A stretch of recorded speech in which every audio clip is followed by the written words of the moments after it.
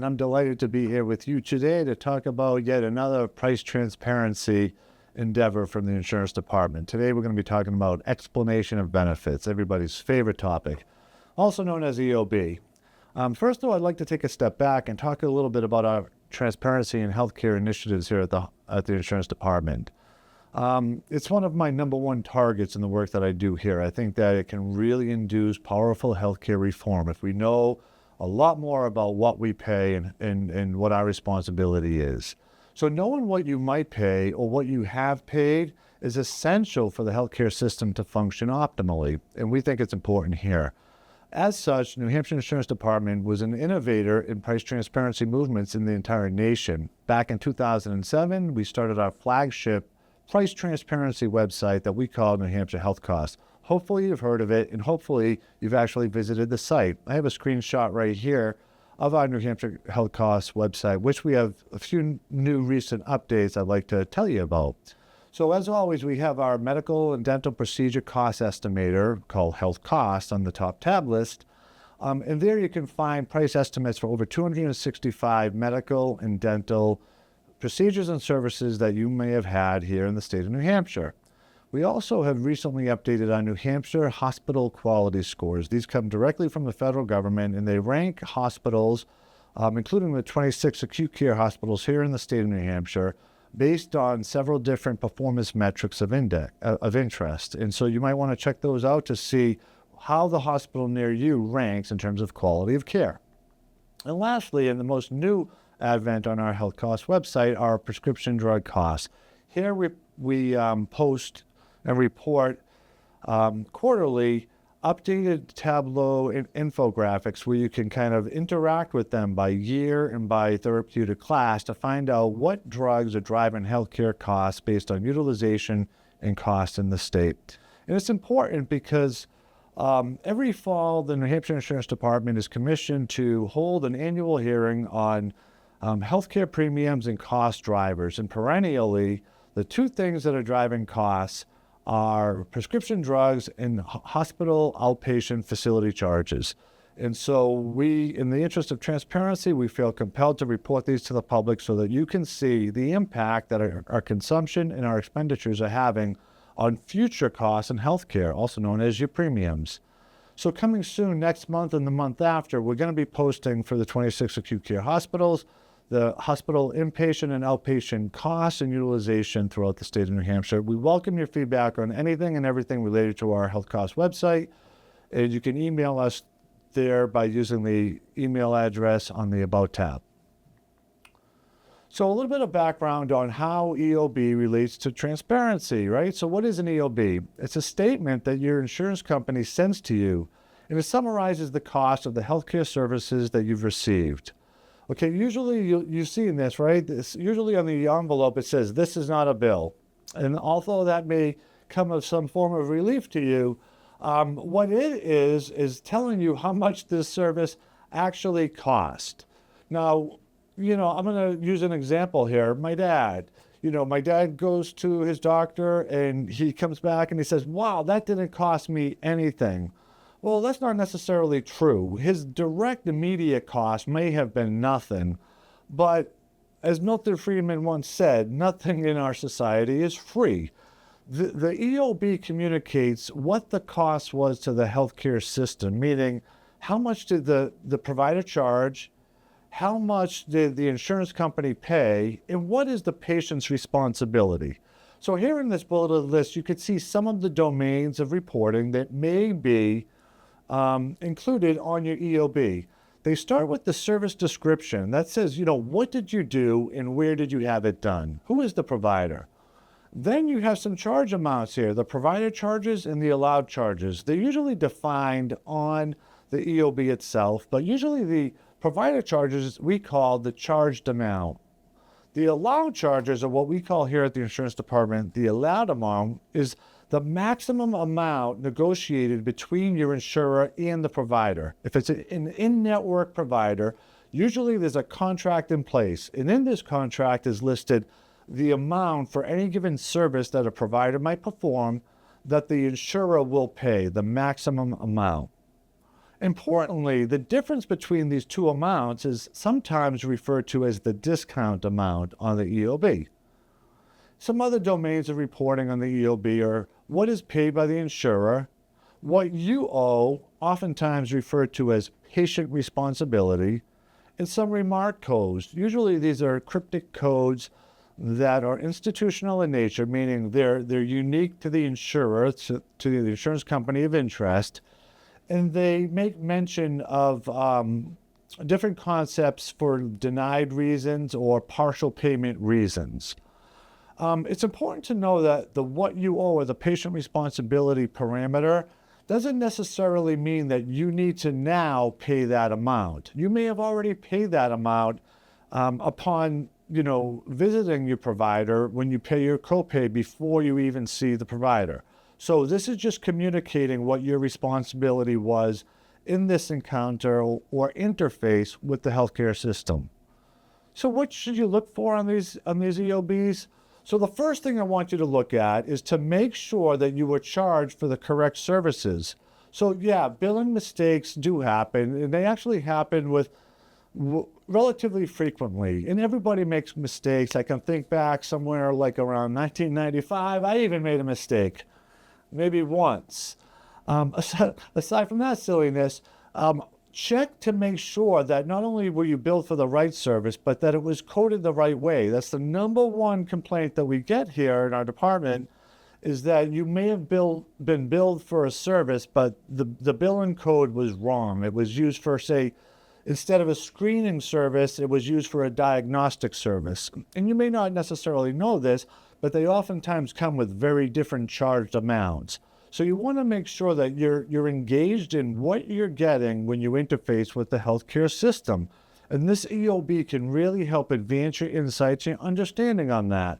We want you to be a more engaged healthcare consumer, a more savvy healthcare consumer, because it makes you a better consumer, but it also makes the healthcare system here in the state of New Hampshire and in the United States function better. When we're price aware, we know what we're paying for what service, importantly, before we receive the service, and we know how to lobby for ourselves, and we know how to manage our plan year benefits by looking at these documents that tell us a lot. So make sure you check to make sure you're paying for the correct service. Then you want to check to ensure that all providers that you receive services from are reflected in your EOB. This is an important note. Sometimes out-of-network providers will send you a separate bill that your insurance company does not cover, or maybe does not fully cover. This is sometimes referred to as balance billing or surprise billing, and is often against federal and state laws. There's a lot of legislative and media interest in this because there's a new law called the No Surprises Act that actually aims to protect consumers against these hyperbolic billing accounts.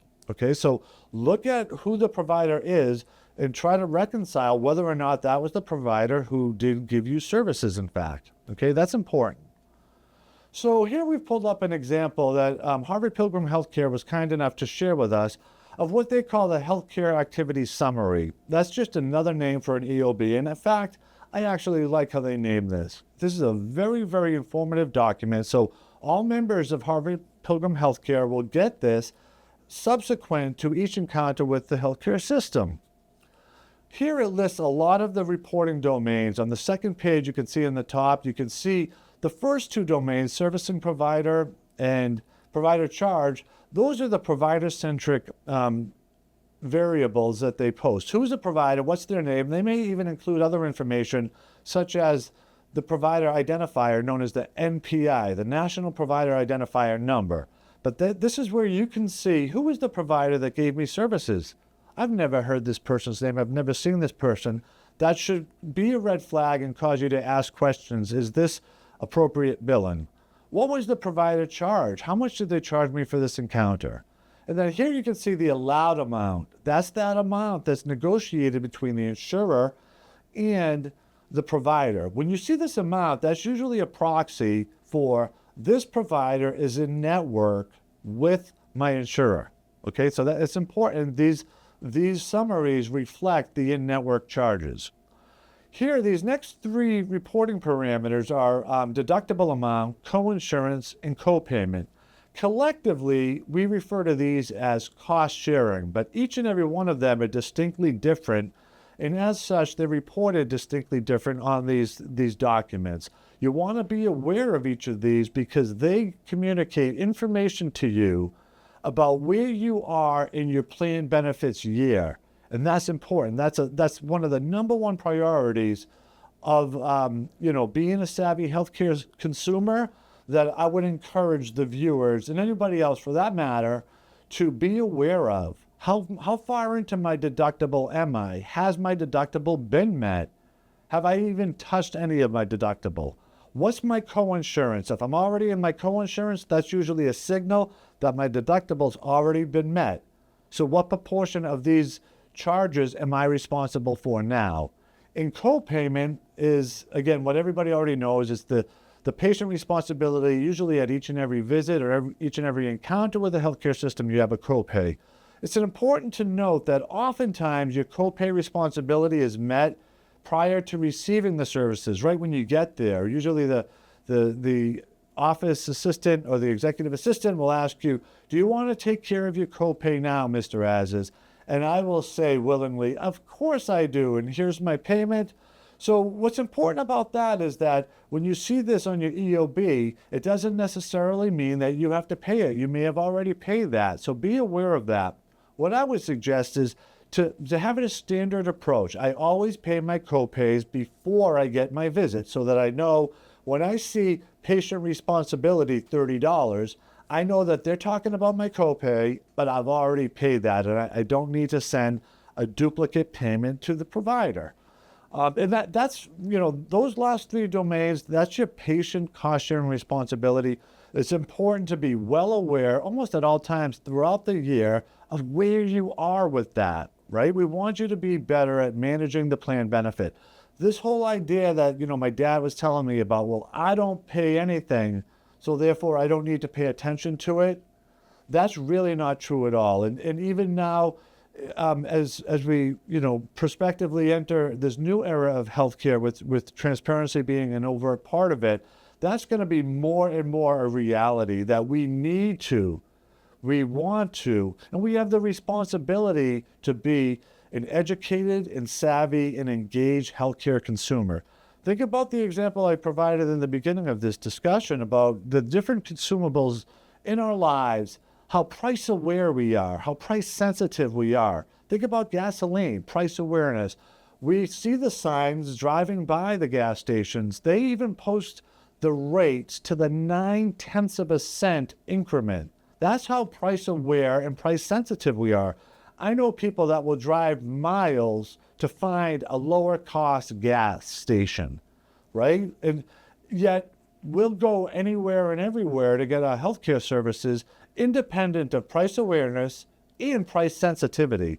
So those are the two number one things I want our consumers to be aware of. If we can become more price aware and then more price sensitive and go and actively seek out lower cost services, our healthcare system would evolve very quickly and reform and express downward pressure on prices. It's really important to all of us, and that's one of the key messages that I want you to leave with today. And that's how the EOB fits into all of this. Okay, so I really hope that you know more about the EOB, and I really hope that you understand more, why it's important to, when you see that envelope that says this is not a bill, to not just throw that away or put it underneath one of the legs on the table that are off balance so the table doesn't make noise, to actually use this document for what it's intended for, to make you understand how to best manage your health insurance benefit.